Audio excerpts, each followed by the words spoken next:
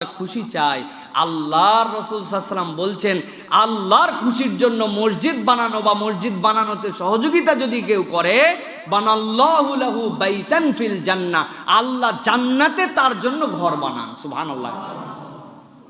দুনিয়ায় থাকতে জান্নাতে ঘর পাওয়ার মতো আল্লাহ রাব্বুল আলামিন যদি একটা সুযোগ দিয়ে রাখেন, সেটা হচ্ছে আল্লাহ রাব্বুল আলামিনের ঘর নির্মাণ। হযরতে ওসমান গনি রাদিয়াল্লাহু তাআলা আনহু, খলিফাতুল মুসলিমিন ওমর রাদিয়াল্লাহু তাআলা আনহুর ইন্তেকালের পরে যখন দায়িত্বে আসলেন, তখন তিনি মসজিদে নববীকে নতুন করে বিনির্মাণ করেছেন। জায়গা হয় না।